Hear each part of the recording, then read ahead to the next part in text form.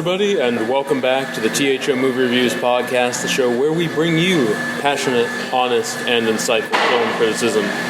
I'm your host, Bennett, Campbell, Ferguson. I'm here at Rose City Coffee Co. Brooklyn Park to talk about some of the best films of 2019. And I am joined by my colleague, Hannah Dawson. Hannah, how are you? Good. I know it's been a while. It has.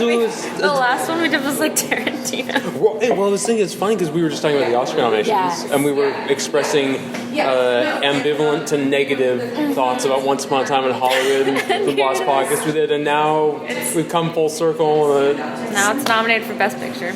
I mean, it's like I saw it coming, but at the same time, It better not win. I have a theory. Okay. You can tell me if I'm like crazy or onto something. Okay. I think one of two things will happen. Either Once Upon a Time in Hollywood wins Best Picture and Best Director, or Jojo Rabbit wins Best Picture and 1917 wins Best Director. Oh, okay. I don't know. I didn't even think Jojo Rabbit would be up there in terms of chances of it winning. I haven't seen it. Did you see it? I did see it. And what did you think? Because I know it's super divisive. I really liked it. Nice. I think, what's his face? Taika, his writing, just because the premise of Hitler and a historical satire, it really does toe the line of how risque can it be between appropriate and totally shaming what happened, but Sure. I think it was really good at balanced notes of comedy where you were laughing, but then the next moment it broke your heart, and just it was really well made. I don't think though it would. I don't know. Out of all of them, I really hope Parasite wins.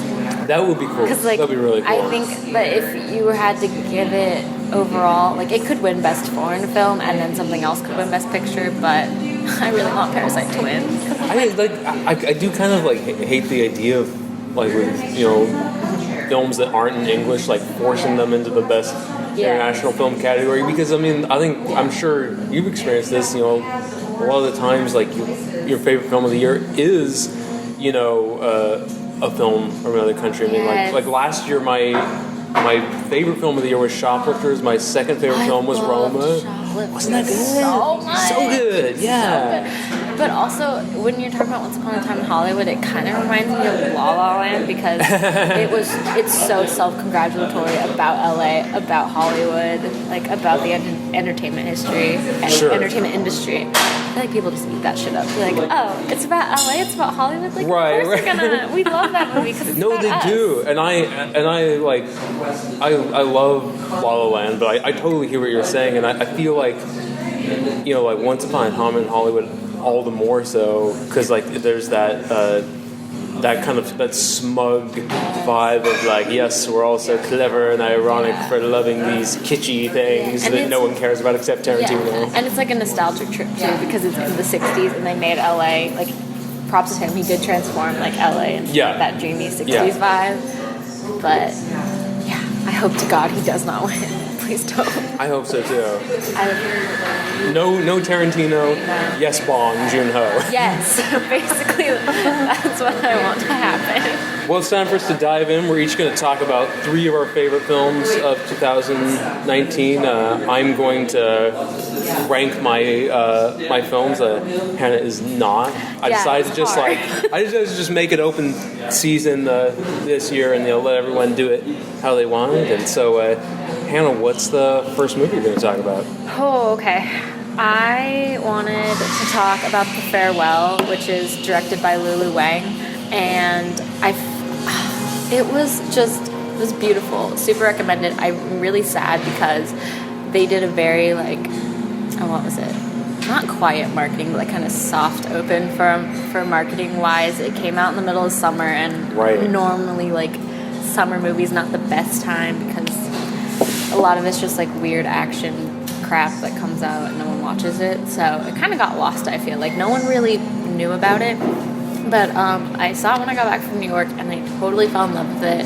It's just a beautiful story. The premise is this young Asian woman played by Awkwafina. She's living in New York, and then her parents tell her that her grandma's dying in China, but they don't want to disclose to the grandma that she's dying because it's a cultural thing. And so what they do is they go to China and they use her cousin's wedding as a veil to say goodbye, to say their final goodbyes.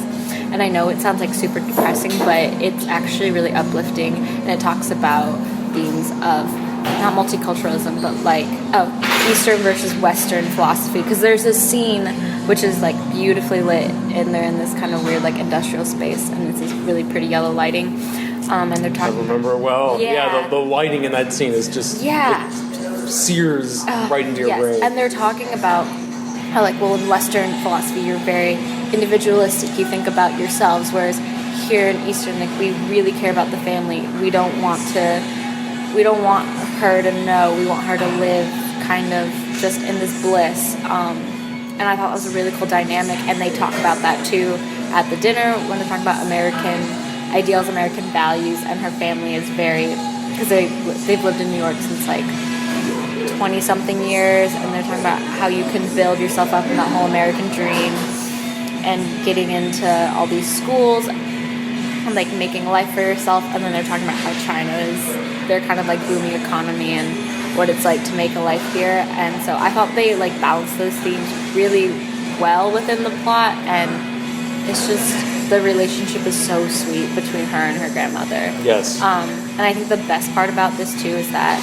when it premiered, I want to say at TIFF, or maybe it was Sundance, I can't remember. I think it might have been Sundance, yeah. Okay, so one big streaming platform came to her, and then A24 came to her, and she was talking to her mom for the longest time, and she thought her mom like didn't support her at all, and she called her on the phone. She's like, "This is your baby. Like, give it to someone who's gonna nurture it, and not market it as this, and like gonna keep intact your vision, what you wanted for the film in the first place." And I thought that was really beautiful. So she went with A24 because it is like mostly in Mandarin too, which I thought was really cool. Yes. So they marketed it as kind of like a dual language kind of film. But yeah, it was beautiful. I loved it. And also I think it's really cute that she's dating Barry Jenkins right now. I didn't know that at all. That's amazing. I thought that was like the cutest relationship, but also they make the best movies together. Wow, like A24 power couples. Honestly, and Moonlight was A24. Oh my god, yeah. But that's amazing. I know, I love that. I was like, I'm so glad you're dating. I really hope you get married. I love that. Well, they're two great directors who have these really like unique, beautiful visions like coming together. That's amazing. My only thing is that she's been approached by Marvel to make a movie. I'm like, please don't do that movie. Oh yeah. Please don't go there. I want you to keep making these type of movies. I know she's doing like a television project with Nicole Kidman, and I heard about a sci-fi movie she's maybe going to direct. That kind of caught my attention because I was thinking like, she's so good obviously with the creating distinctive complex characters. Like imagine that like in something futuristic. Yeah. I was you were talking about her turning down an offer from a streaming service.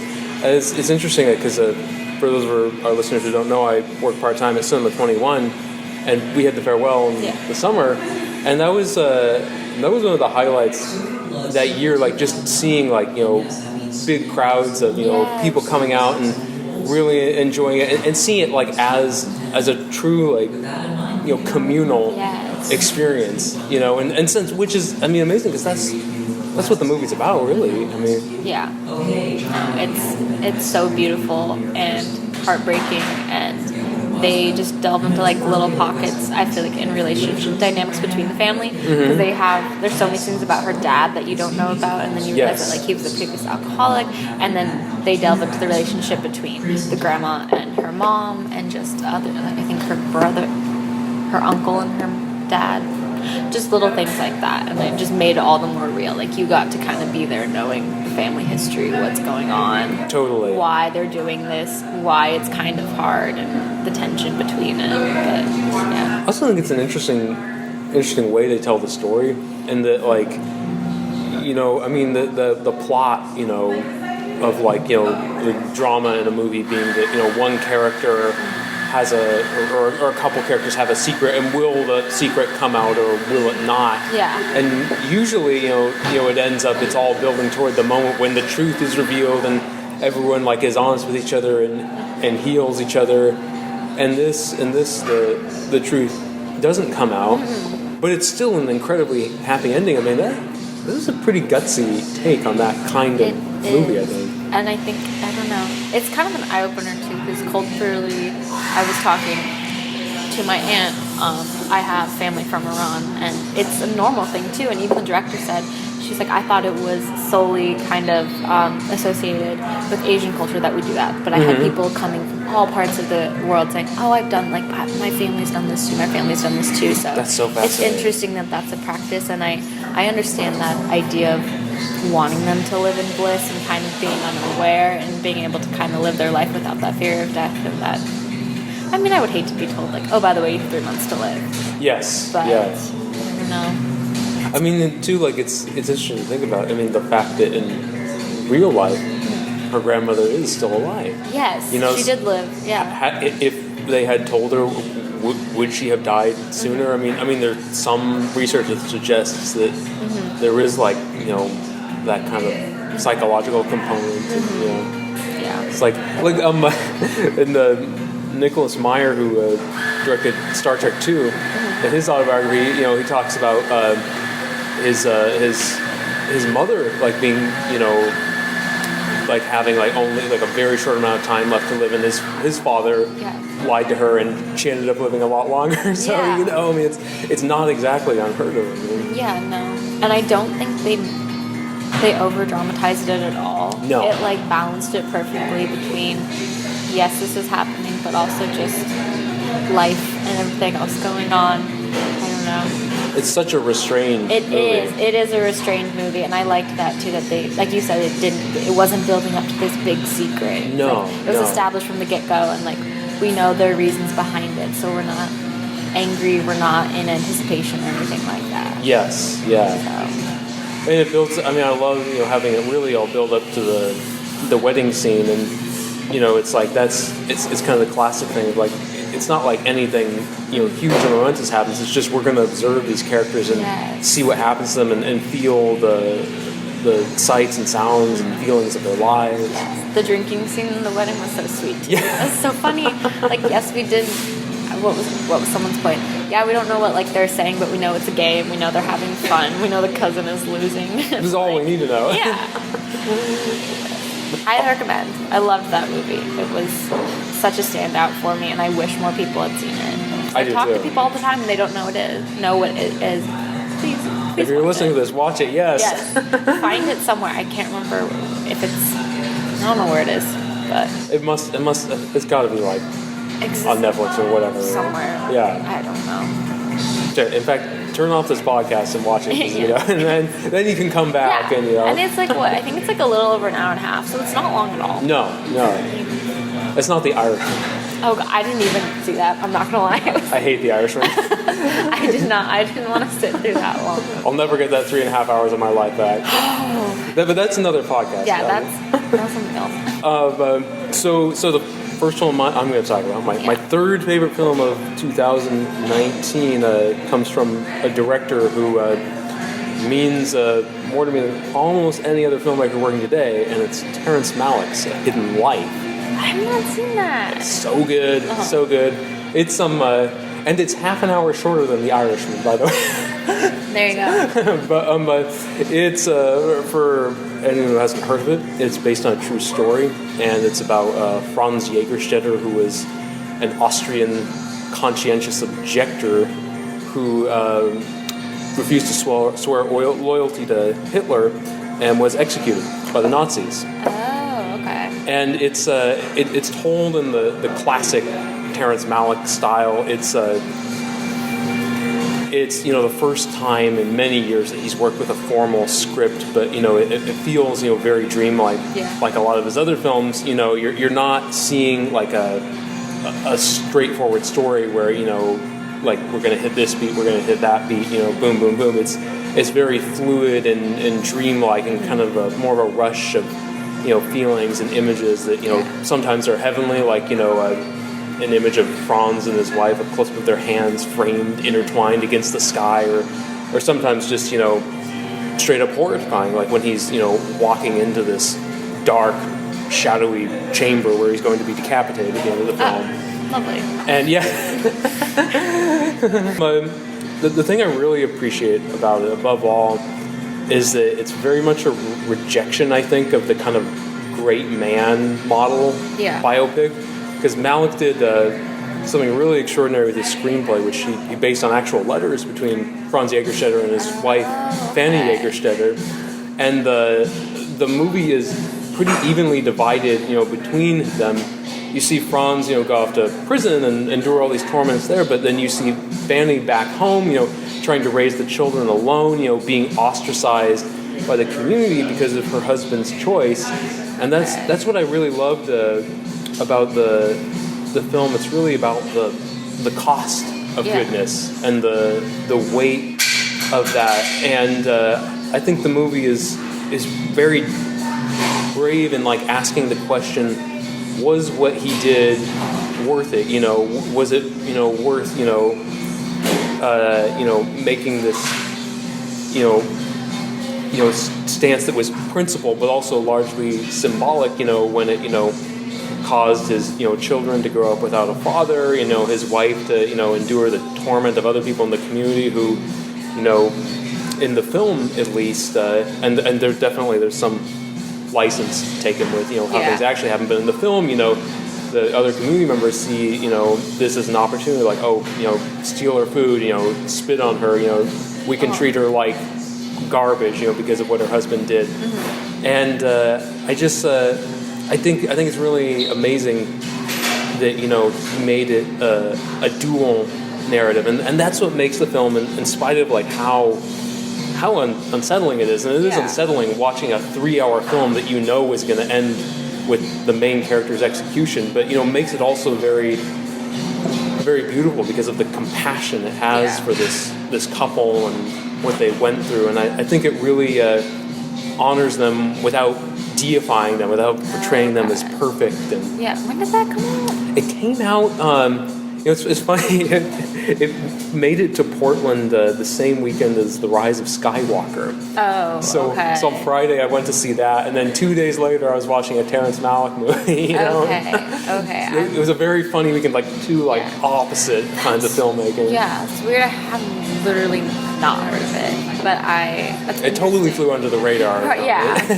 Like most movies. That I feel like come out. It's so hard.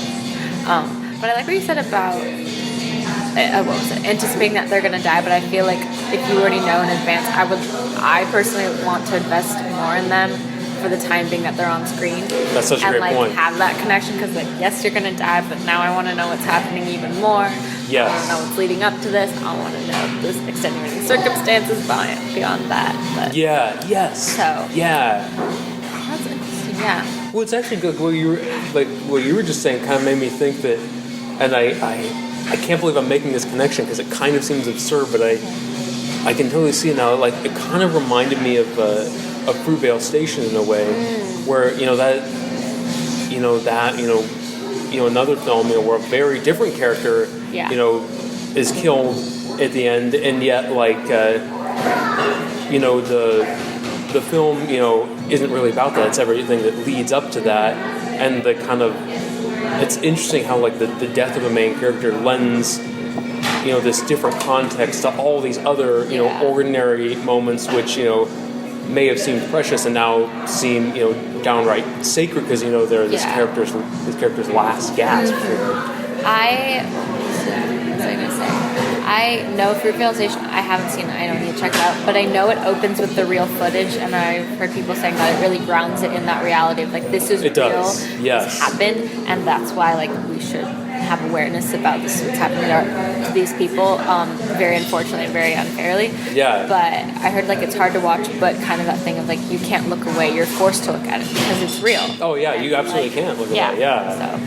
Well, and this is a tangent, but I was talking about that movie with a coworker of mine the other day, and I was saying, gosh, I love, what Ryan Coogler, Michael B. Jordan, how they did that film, it's as much as I like, Black Panther, for instance, kind of bummed out that they're off in franchise land now, and it's like, please, guys, go back and make a movie like that, because you're so good at making, small, intimate character studies. And, And we were just talking about Disney. So it's like yeah, Disney vacuuming up more talent is sadly, never a good thing in my opinion. Yeah, no, I know, and I think it's just, I think the idea that if you're a young, promising filmmaker and Disney affords you all the resources though and all the money that you could imagine, it's kind of like, why not play with all the toys? Yes, like, yeah. And I get that, but at the same time, like, please don't. Yes. Well, what's the next film you're going to talk about, Hannah? Good question. Oh, okay. Second one would be Noah Baumbach's Marriage Story. Ooh. So I know that a lot of people either loved it or hated it. I personally am like a big Noah Baumbach fan. I first watched like Frances Ha. I love Frances Ha. Freshman year of college, I was like, I love this. I love Greta Gerwig. This is amazing. And then I kept kind of going, and I watched While We're Young and The Squid and the Whale, and what else did I watch? Meyerowitz Stories.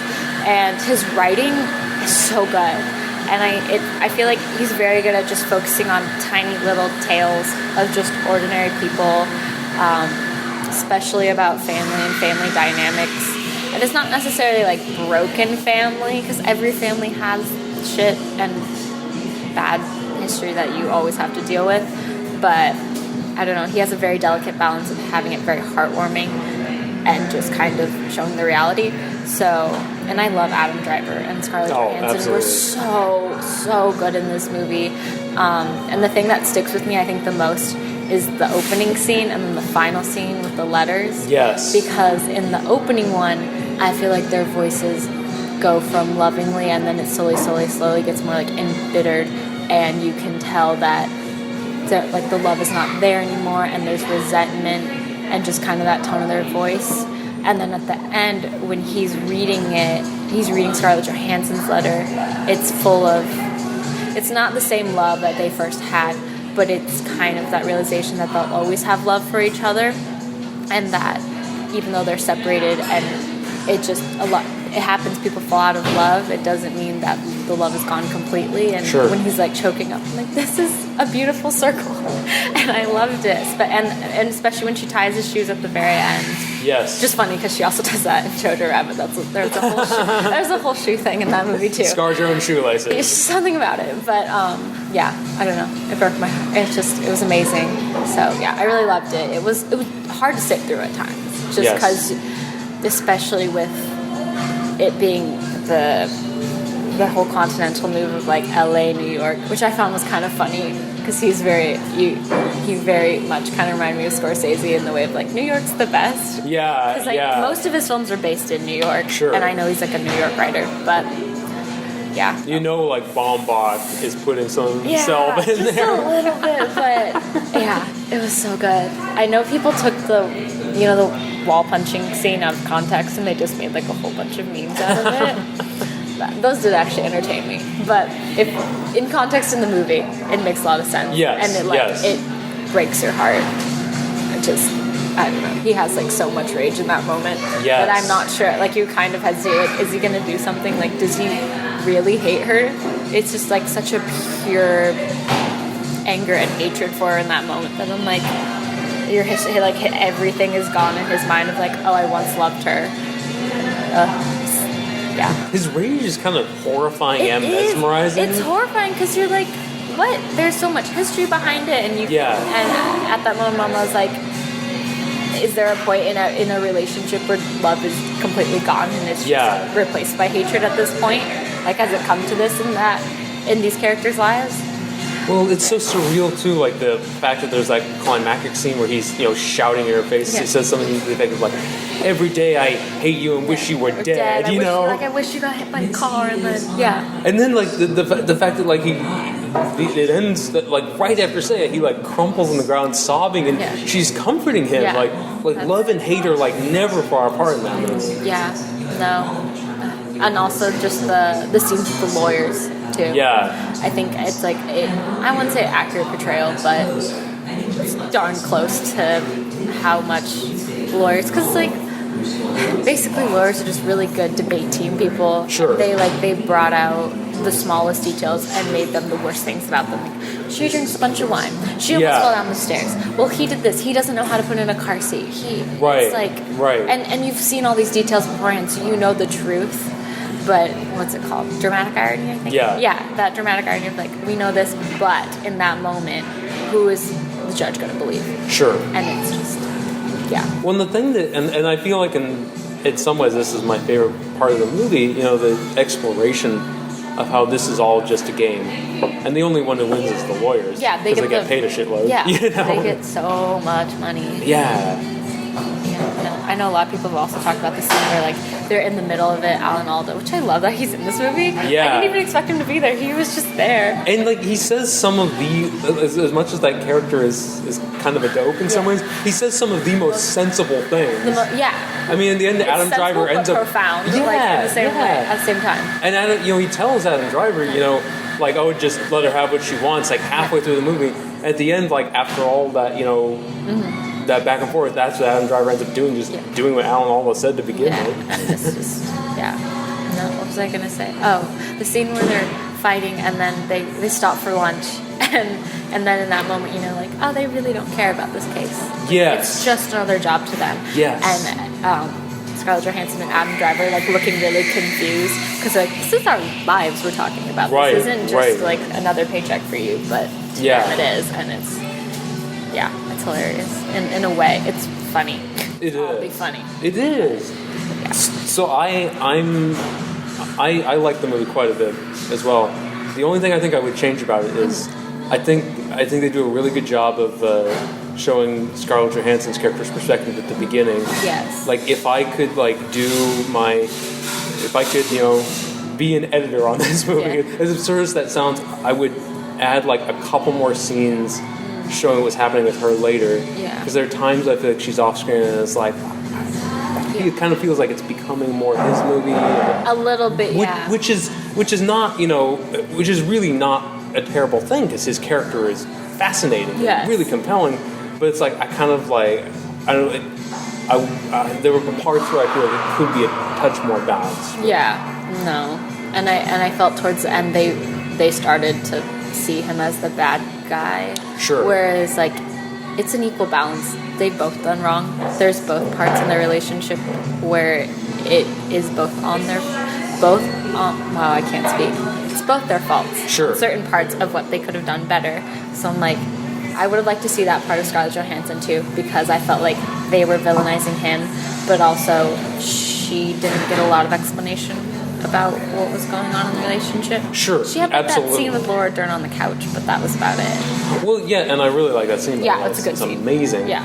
I think like one of the best scenes of the movie, and indeed I think one of the best scenes of the year, is when the inspector comes to check out his apartment, and he accidentally slits his arm open. Oh my god, It's like, well, I wonder what happens when Scarlett Johansson's place gets inspected. I assume she doesn't do anything as stupid as what he does. No, well, she lives in her mom's house, and her That's mom's true. house is nice. Yes, so, yeah. She doesn't have to do much work. She doesn't have to pay people to stage it or anything like that. Because he uses his set decorator. Yeah, that was via FaceTime, put more art on the kitchen fridge and make it look like he actually lives here. It was so funny that moment because first you see it and it's like, oh, that's so sweet. He's really making it into a real home, and then you're like, oh my god, he's just doing all this. And he's renting it because he's like, don't get too comfy. We actually have to return this after a month.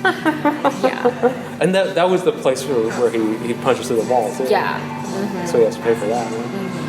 Yeah. But see Marriage Story. Yes, it's on Netflix. Yeah, it's on Netflix. You have no excuse. No excuse not to. It's good. The little boy also. He's good. He's great. Yeah. And by the way, it is so hard to be a good child actor. Yes. The ratio of success is scary. Yes. If you want a reference to good child acting, watch The Florida Project. My gosh. I know that was 2 years ago, but I still champion that movie so hard because no one saw it. It's so good. God, so good. It so much. So every year I do my version of the Oscars. Where I pick best picture, best actor, blah blah blah. I picked Brooklyn Prince as Best Actress that year. Good. It was, and what she did was just, I don't know, like it was just amazing. It was lightning in a bottle. If I had to like compare, or at least an equal for this year, I did like Julia Butters in Once Upon a Time in Hollywood. I did too. I did too. The only she was really thing good. I liked, not the only thing I liked about that movie, but one of the standout things I liked from that movie. She gave a better performance than Leonardo DiCaprio. She did, honestly. To be like, I loved her so much. I thought that she definitely had the upper hand in that scene. Where's like, her Oscar nomination? I mean, she's supposed to have the upper hand in that scene, but just as an actor, you have the upper hand. Yeah, you have to think that like DiCaprio must have been like kind of taken aback, like probably, his character, Yeah. But in real life, he's like, what? Yeah. Why are you so good? It's so hard to be a child actor. So. All right, it's time for me to talk about my second favorite film of the year. This is a very divisive movie. Okay. And so I want to just say to anyone listening, I recognize a lot of people don't like it. Totally respect people's, many of people's objections are totally understandable and legitimate. But I can't put it off any longer. I have to say my second favorite movie of the year is Joker. Please don't kill me. I have not seen it. I realize I haven't seen both the films you think are the best, but I heard mixed reviews about it. Yes, it was definitely was mixed. It was this was honestly not a movie I expected to like. Not only because I'm certainly by this point pretty leery of comic book movies, and and the last so-called dark, gritty comic movie that was a big deal, Logan, I thought was just completely overrated, and it's madness to me that got a Best Adapted Screenplay nomination. Oh, I forgot it did. Yeah, that's just weird. But what really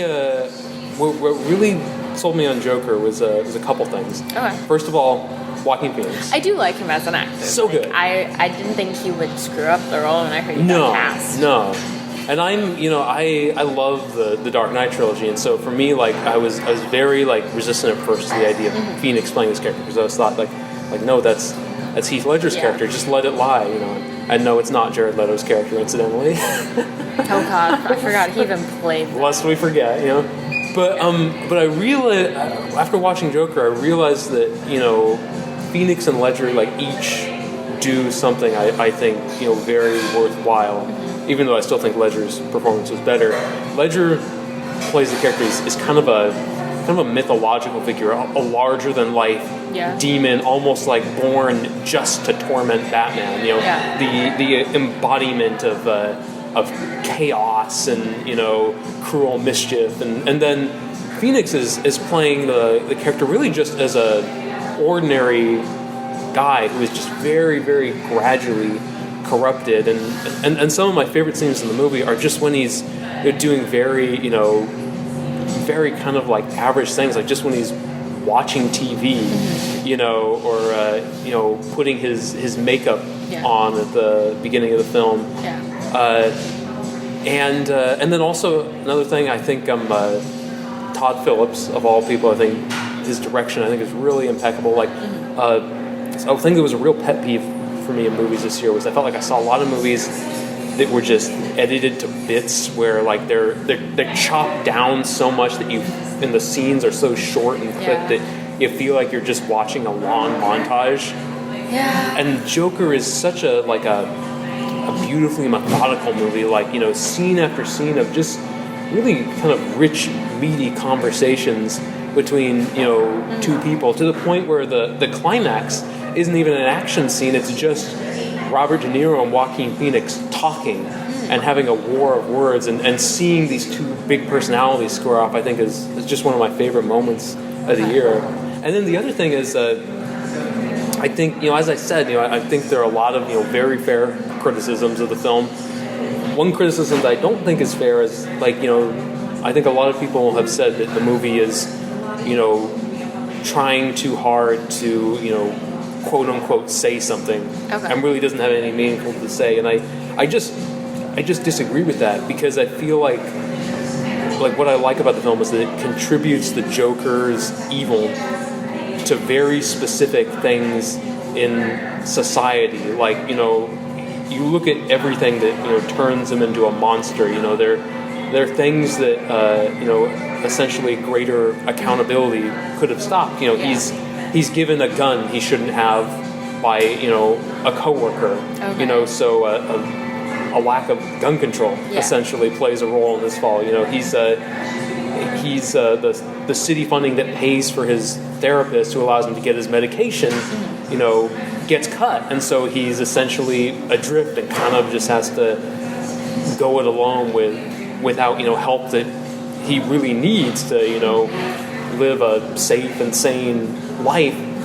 And so I really think that the movie does something really kind of extraordinary in looking at sort of structural evils and how a lack of structure can corrupt an individual. And I don't think it's like, you know, a treatise or a lecture on everything that's wrong with society. I also think it's just, you know, I mean, I think there's a grand tradition of movies of, you know, it's interesting to follow a really, you know, warped person and see why they're like that and get inside their head, because, you know, as uncomfortable as it can be sometimes, I think we're fascinated by, you know, that kind of evil. And movies can show us that. This movie, I think, you know, does it very well, and that's my personal take on it. Again, there are a lot of other, you know, valid different takes, but that was my reaction to it, and that's why I really like it. Did you find empathy then? Like, did you sympathize with Phoenix's character? This is an interesting thing. Like, I mean, I think, you know, like, there is a point where empathy is very difficult, you know, and maybe and frankly probably impossible, because he does, you know, I believe you know, the number of people he kills is 6. You know, so it's like at the very end, it's like I don't even feel like I'm looking at a human being anymore. I feel like I'm looking like, you know, a creature, you know, a creature of pure evil. But then at the same time, like, I think what the movie does so skillfully is it shows you how he gets there, and how, you know, I think you may not empathize, but you understand it, and you understand that in, you know, a better society, you know that perhaps would not happen. You know, and I think that's like the kind of interesting you know, juxtaposition that's in there. I know I haven't seen The Joker, but the only thing I disagree about is its nomination for hair and makeup. No, I hear you. That's not that hard to do. Like, it's face paint. I don't know. I felt like there's other movies this year that did very well. I totally agree. Hair and makeup stuff. Well, for me, the funny thing is it's the only thing I disagree with, though. When the Dark Knight was like nominated for best makeup as well, and I think it's funny, you know, any, you know, movie with the Joker that's nominated for best makeup, it's like you're basically just nominating, you know, the makeup for one character. Because who cares about like all the other characters? Like, they're just regular people. You know. And I feel like if you're gonna recognize, especially this category for like its mastery and its craft, it takes years. There's a lot of big skill sets in that. Do it where like they're doing on an entire cast, or like you said, just not just one character. Just do something, because I don't know. And also too, like, I kind of resist this idea that like any movie that wins best makeup, it has to be like a genre film, like Narnia or Suicide Squad or whatever. Like, because I think, you know, there's so many, you know, movies just about fairly ordinary characters that have really astounding makeup. You know, I mean, I mean, this was kind of a heightened film, but like, did you see Knives Out? I did. Like, Knives Out has great makeup. Like, those characters have such interesting looks, but not like in a showy way. You know, that was like Knives Out was like a palate cleanser for me, because it was just entertaining. And it wasn't like drama heavy. It didn't make me sad. It just was like, it's a Clue. Yes, the movie. It is. I mean, I know they've made Clue, but it's like even more Clue. It's like a reminder that like great popcorn filmmaking truly is an art. Yes, it is. If you can make a popcorn movie good, Then maybe I'll pay to go see it. Yeah. There you go. Especially if we can like make it like for like as cheaply as they made that movie, so it doesn't have to make $1 billion. Yeah, it was just delightful. So good. So it's not like it's not on our list, but if you want to go see it, Yeah, it is in my top 10. Yeah. It's number 7. okay. If you want to take like a break from the dark and heavy movies that on this list, Yeah. just go see Knives Out. We did get some dark and heavy stuff. We got divorce and murder, Death. and All that fun stuff. yeah, all the good stuff. Yeah. Well, Hannah, what is your final pick? Okay, so I swear, like the past 2 months is the only movie people have been talking to me about, and I agree with their recommendation. Like, go see this movie blind. Don't watch the trailer. Don't do anything. Just go see it. The movie is Parasite. Bong Joon-ho is amazing. I've seen what did I see before this? Okja and The Super Pig movie. Yeah. Well, I didn't see it. I didn't even know he had directed that until after I saw this. So I was like, this is an interesting take, like a little bit of a different direction.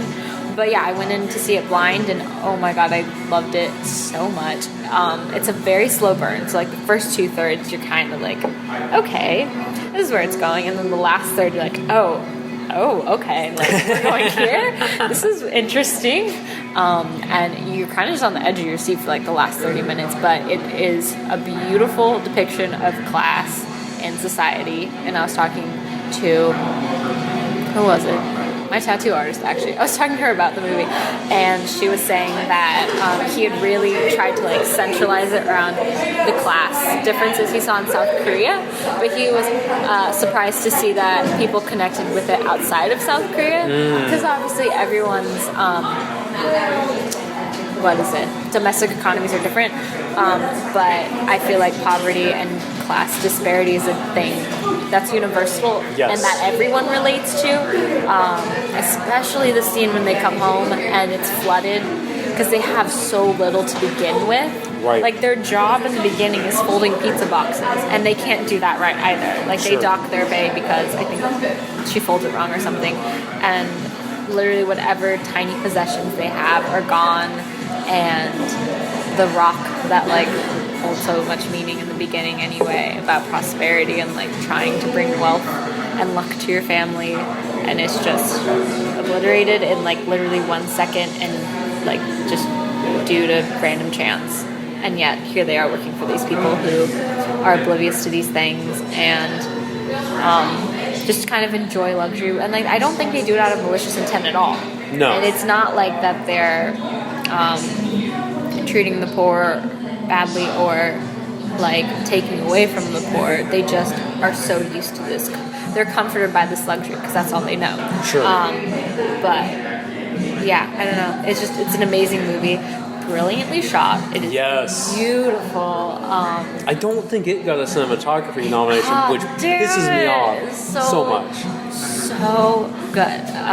But yeah, highly recommend it. It's like the one movie that I just tell everybody about. Like, if you have to watch one movie for the year, just watch this one. It's amazing. So good. So it's such a good, like, kind of, like, I think the ideas in it are extraordinary, and it's really brave and gutsy of the movie to say it the way it does, and it combines that with kind of really like old school suspense filmmaking. Yes. Like the scene where they're hiding under the table during the rain, and the wealthy couple is on the couch, and like that the tension is really allowed to just like kind of build up gradually until it's almost unbearable, and you understand the geography of that scene so well, because like how close the two families are together, and that's what makes it so terrifying. Like understanding the layout of things. I also think it's scary of how much blind trust that the rich family has in the poor family. There's just like such an and how quickly too like they were able to break those bonds with the old staff, and how quickly they were able to get in there, and how weird. I just find it odd how willingly they were to be like, I love you so much, like you're now our family, we're indebted to you. Yes. It's interesting. I'm just like, how much money can I throw at this problem? Oh, like, it turned out to be good. Okay, let me just throw more money at it. Like, I'll just keep paying you and you can just keep doing this. But I guess it's a spoiler, but spoil away. Yeah. We're all about spoilers just on this like podcast. The scene where they reveal about what the picture that the little boy drew. Yeah. It reveals what the picture was in real life. That terrified me. Like, no wonder you're psychologically damaged. You're just eating your birthday cake, and this creepy ass head just pops out. Like, the eyes are glowing. That is terrifying. Absolutely. I'm like, yeah, I would be traumatized for the rest of my life if that happened. Oh my god.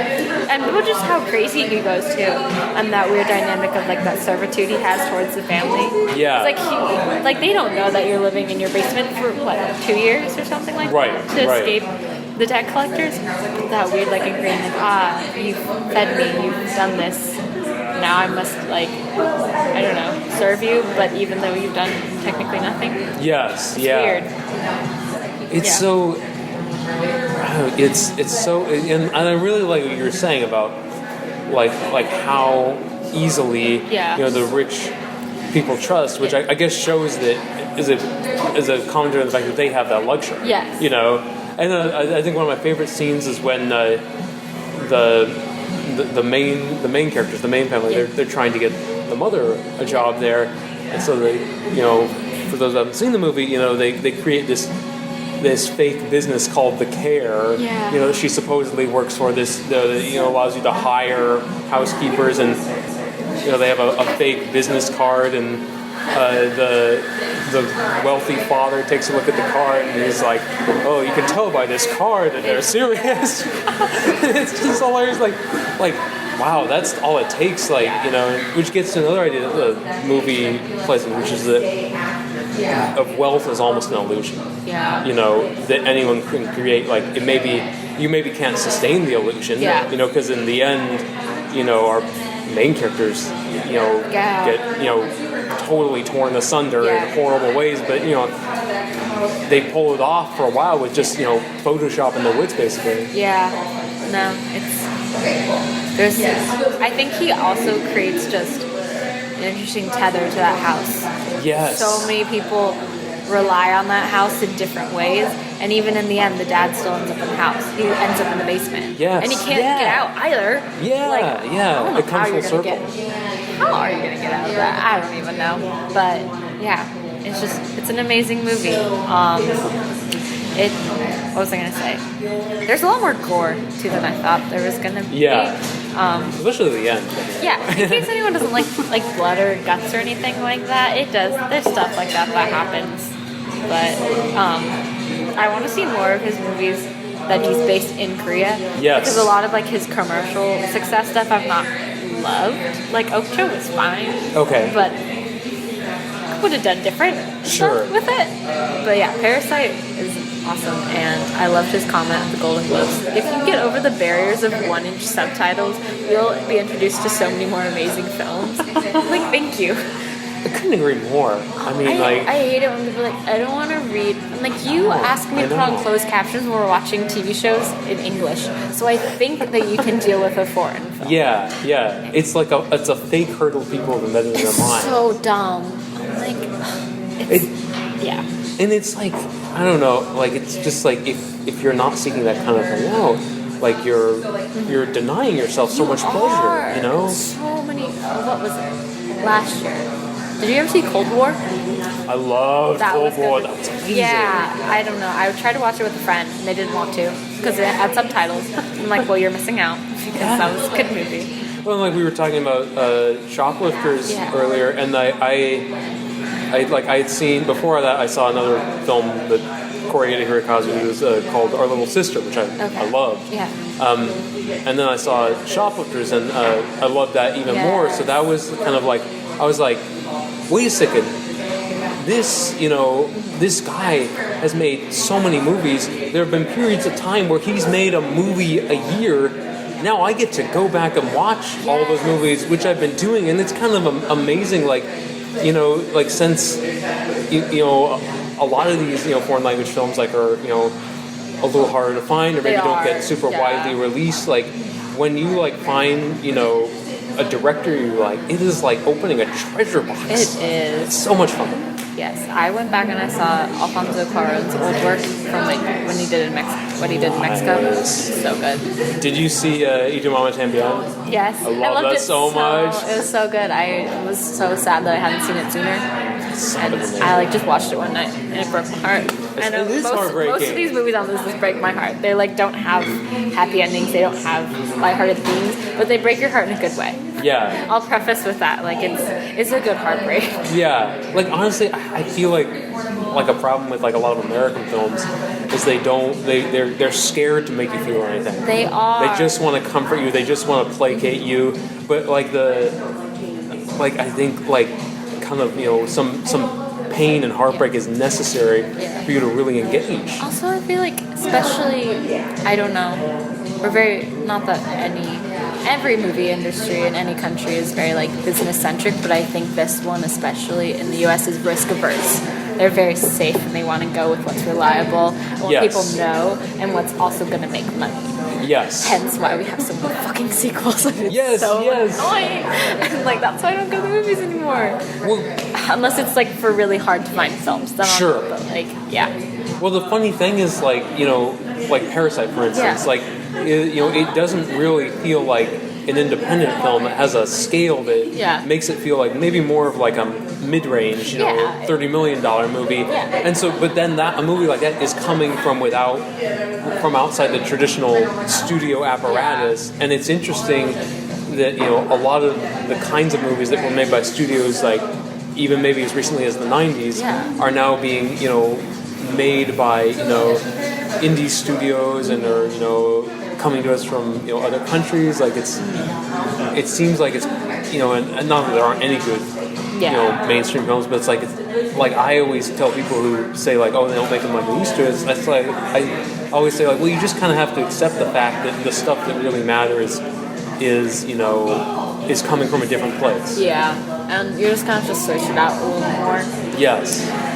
That's what happens. But if you're willing to like do some digging, you'll just have a lot of films you like. Yeah, the digging may take a bit, but the pleasure will last a lifetime.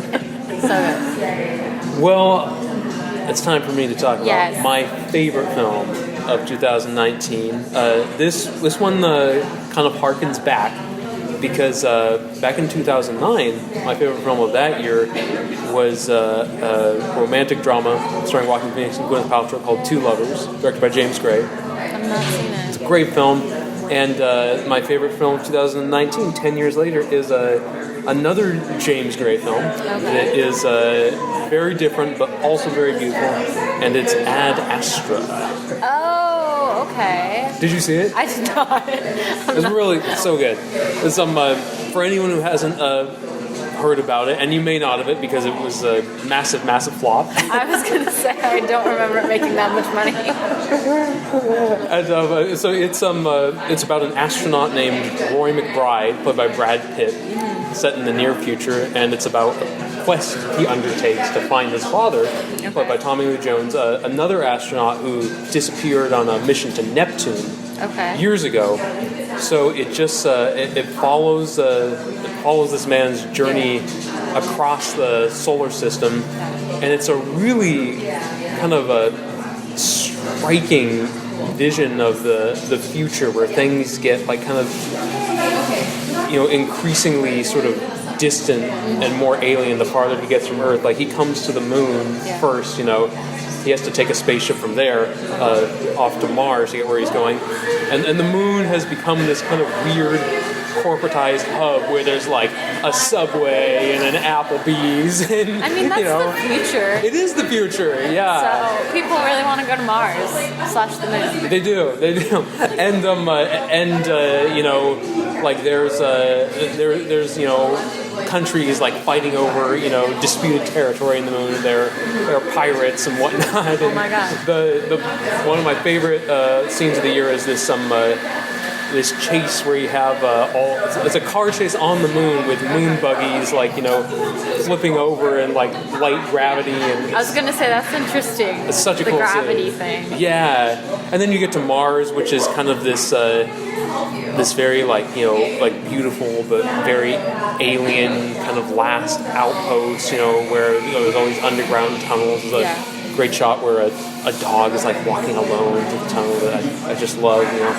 And then finally you get to the climax of the movie, which is set in the space station around Neptune, you know, the final reckoning between father and son. Okay. And that's what I think the movie is really about. You know, Brad Pitt's character kind of having grown up without his father, with his father having been away, you know, on this mission. He hasn't had, you know, anyone to, you know, guide him on how to become a good man. So he's kind of, you know, taught himself to be basically a cartoon of masculinity, like cold, you know, stoic, distant, you know, dedicated to his job at the exclusion of all else, like a very like remote guy whose pulse rate is always super low until things get really hairy in the movie. Okay. And then, you know, kind of his journey, you know, venturing out into the solar system is really the story of him, you know, kind of having everything that's familiar and, you know, comfortable, everything that, you know, protects him from, you know, living the kind of emotionally full life that he fears. Like, it's all about all that falling away and him coming face to face with himself and having to say, you know, I don't want to be my father. I want to live, you know, live a richer life, you know, even if that's harder, even if that's more painful. And the movie is framed in a really interesting way. They have this recurring motif that I love, where he's constantly taking these psychological evaluations, where to a computer he describes his emotional state. Oh, okay. And then the opening scene of the film is him, you know, saying, like, basically reciting all these tropes, like, I am calm, I am ready, I will not rely on anyone, I will focus on the essentials to the exclusion of all else. And he's basically laying out the tenets of toxic masculinity. Okay. And then you get to the end of the film, you know, and again, spoilers, sorry, you know, but it happens. You got to spoil to, like, get into the get in deep, you know. At the end of the film is him saying, you know, the opposite, you know, saying, you know, I will share the burdens of those closest to me as, you know, they will share mine. I will live, I will love. And it was so, I think, beautiful, extraordinary to see, like, you know, Brad Pitt, you know, such a stereo, you know, kind of typical macho movie star, take a character to the point where he can say these, you know, really beautiful and vulnerable things. Yeah. And I just think it's an incredibly visually striking movie. You know, it's definitely, you know, it definitely delivers the goods in, you know, in terms of, you know, beautiful, you know, eerie, poetic, exciting spectacle. But, you know, it's about, you know, one guy's quest, one guy's journey into that, all about getting to that moment at the end. And that's really above all why I put it, you know, in first place on my list, because I saw tons of great movies this year. You know, I saw a lot more than 10, you know, or 3. But at the end, what tipped me to this was that idea, the idea of his journey, really spoke to me and moved me, and that's why I chose Ad Astra. Maybe you should just replace the nomination, because isn't he nominated for Once Upon a Time? He is. He does nothing in that movie. He does nothing. Well, it's just like kind of what he does in that movie is like he just acts cool. He just punches a bunch of people. Yeah. Like, are you really? I doubt he would win, but. Yeah, no, I know he would not win. Yeah. I mean, no way. Yeah. Come on. From what you're describing, I would just replace that with that. Like, he could still get nominated just for a different movie. But, yeah. Well, it's kind of I think it's interesting to compare the two, because I feel like, you know, his Once Upon a Time in Hollywood character is exactly the opposite. Like, one film is kind of like sort of, you know, questioning / rebuking toxic masculinity. And then another is glorifying it. Embracing it. Yeah. But then, that's Tarantino. So that's Yeah. a whole like other. If you Yeah. We could talk about that we've for a long time. talked a lot about Tarantino and our lukewarm feelings about him. He just looms, Yeah. so, which I get tired of. But he's only got one more movie technically to make because he said he's only gonna make 9 or 10. 10, yeah. 10. He's only got one more. So Yeah. After that, We'll finally be free. well, I mean, unless he produces other stuff, but just one more be directed by him. Yeah. That's like, yeah. And he says he's not going to direct Star Trek anymore. So He directed Star Trek. Well, he said he was going to. He talked about making a Star Trek movie, and so we don't have that to dread. I'm not a big Star Trek fan, but I also don't see that working in his favor. No. I mean, personally, I don't see like Spock dropping F-bombs and shooting people in the head. No. But that may be just me. I don't know. I don't know. I don't think that fits in with that. But yeah, so we'll see if any of our favorite films win anything. Yeah. The awards? I don't know. I mean, Ad Astra's only nominated for sound mixing, so I'm not holding out. I mean, there's nothing for the farewell sad face. Oh. It should be. It should. I thought for sure, like at the bare minimum, original screenplay. I know. I mean, that seemed obvious. I really wanted her to be director. I was like, someone advocate for her because she did an amazing job on that film. But nothing. Well, we know at least like one movie we're talking about today. It's gonna get something because I mean I think Parasite has to win Best International Film. Right? Parasite, and I feel like Marriage Story is gonna get something. Marriage Story, maybe that could get screenplay. Yeah, that's what I was figuring. Driver could get Best Actor. I mean, I think it's either him or Phoenix. Yeah, I mean, I think Driver could, and he would deserve it. I like him so much. Did you see Patterson? Yeah, I would have given him an Oscar for Patterson. It was good. I thought that was extraordinary. It was a really good movie. I saw that a few years back, and that's what turned me on to like watching more of his stuff. Nice. Yeah. Well, do you have any final thoughts before we wrap up? Oh, I think I have some honorable mentions. Yes, I was please tell see me them. honorable Okay. mentions. Uncut Gems.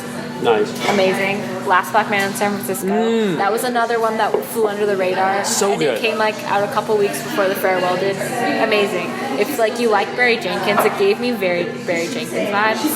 Yes. And then what else? Little Women. Yes. That was Great. also good. What else do I see? You want like a weird artistic movie, The Lighthouse. I liked it. I liked it. Some of my friends didn't, but Lighthouse was good. Well, I would say too, like The Lighthouse, love it or hate it, I think everyone has a fun time talking about it. Yeah. Which is why I think everyone should at least try it. Yes. And Little Women is just like delightfully heartwarming. Yes. Yeah. And then Uncut Gems is like a wild ride that it's like a roller coaster. Yeah. And you kind of just have to sit there for a couple hours, and by the end, you can take a breath. Finally, after the end, okay. I would say like watch Uncut Gems and then watch like Little Women, like calm yourself down. Yes, that's actually a perfect pairing. To be honest, I have a weird but like oddly apt double feature. I like to think. That would, yeah. That's a nice break. Yeah. It's a very tonal shift in a good way. It was. I like what you said about the Last Black Man in San Francisco Barry Jenkins comparison. Yeah. Because even though like if Barry Jenkins would have made that film, I'm sure it would have been a lot different. Like I feel like that film like has that kind of Barry Jenkins thing of telling a painful story, but also finding these kind of like otherworldly, beautiful moments, like the skateboarding scenes, like where the camera's just kind of gliding with the two actors. He did that kind of very slow, like pans and zoom-ins. I feel like Barry Jenkins does it in his cinematography, and like similar lighting. So it kind of gave me those vibes. You're right. Like it could have gone a very different direction if you gave Barry Jenkins the wheel. Totally. But I loved it. It was amazing. I would watch it again. I've been meaning to, but it's on Prime. So if anyone has Prime, you can watch that there. I heard Spike Lee's got a new movie coming out this year called The Five Bloods. Okay. And I believe Jonathan Majors from The Last Black Man in San Francisco is going to be in that. So I'm excited to see what he can do in a Spike Lee movie, because I thought what he did in Last Black Man in San Francisco was one of the best performances of the year. That movie is so good. I'm trying to think. Did I see anything else this year that went under the radar? I don't think so. That's all I can think of for now. Since you did, I'll throw in a couple honorable mentions. in the previous installment of this podcast, I talked about Midsummer and Motherless Brooklyn and Hustlers. I did talk about Hustlers, which I love. We already talked about Knives Out. Yes, sounds good. And Last 5 Minutes, that was also on my list. And did you see Long Day's Journey into Night? It's really cool. It's a Chinese film that ends with a 59-minute 3D shot of a guy kind of going on this weird dream-like odyssey from this underground railway to this village. Oh, okay. And it's like, I mean, people who have seen 1917, if you thought the long takes in that were crazy, see this, because this is 1,000 times crazy. This isn't like Invisible Is. The camera literally rolled for an hour. Oh my God. Wow. That's while it was moving through like all these different environments, and even like, at one point following a character down a zip line. That's cool. Okay. What was I going to say? Oh, animation-wise. Yes. I Lost My Body. I saw that a couple weeks ago. I don't know anything about that. What is it? It's about, it's funny. It's like this paralleled story that's connected. Somehow it's about this detached hand that's trying to get back to its owner. But that's genius. The stories are paralleling each other, and it kind of is on different timelines, so where you can see where the event has happened, where he had lost his hand, and it's kind of a romance at the same time, weirdly enough. But it's really beautiful. I love the animation. I liked the idea of the hand. It has a very ambiguous ending, but it's like only like an hour 20, so really easy to watch. Is that playing around town or anything? It's in Netflix. It's just on Netflix. Oh, it's on Netflix. Yeah. Nice. Don't do the English subtitle. Like the English dub, I just watched it in French. Nice. And it's like 100 times better. But yeah, that was really good. And it kind of reminded me like on depressing notes. Have you seen Anomalisa? It's like it's a Charlie Kaufman. I heard about that though. It's like the Charlie Kaufman stop motion animation. Right. So good. That one's more depressing than this one. But it kind of gave me reminded me of that. Nice. Not as deep, but still sad. I'm going to check that out. Yeah, I think that came out like 2016, something, a few years ago. Yeah. I don't know where it is anymore. It was really hard to find when I watched it, but Anomalisa. Yeah. I remember when it was in theaters. I was, because I think I Lost My Body is nominated for Best Animated. It is. I don't remember what else is nominated, but I mean, I wouldn't be mad at all if it won. I'm really curious to see what is going to win, because I know, Missing Link from that won the Golden Globe, but I don't know if the Oscars like it that much, or I mean, ABC airs it. A Pixar movie's gonna win every year. That's true. Yeah. Oh, that's true. ABC, Disney. Yeah, that's why I thought about that for years. Like that's why Disney wins every year. Yeah, and I actually did like Toy Story 4. Not that like Pixar doesn't have its merits. It's like they make amazing films, but also can you recognize it past just nominating? Please recognize something else. Sure. Yeah. I mean they don't need any more glory. No. And not. They're solid. I know that they make good movies. And I mean let's be real. Not every Pixar movie is Inside Out. I didn't see that one. Oh, it's really good. But like I mean they make they make plenty of like kind of good to mediocre. Yeah. That's fine. Pixar. We like Pixar, but we don't. I don't want you to win every year. Please don't. I just want something else to win finally. So. All right. Any final thoughts before we wrap up? That was it. If you want, check it and just watch whatever you recommended. Yeah. Yes. Yeah. and some again some of that is like just the tips of your fingers on streaming services. So there's no excuse. No. Ever. All right, well, if you like this podcast, please click thumbs up and subscribe to our YouTube channel. Don't forget to like us on Facebook and follow us on Twitter at T.H.O Movie Reviews. And please check out all the great reviews and content we have at thomoviereviews.wordpress.com. Once again, I'm your host, Bennett Campbell Ferguson. I'm here with Hannah Dawson, and from all of us here at T.H.O Movie Reviews, happy, hopefully Brad Pitt not winning Best Supporting Actor for... God.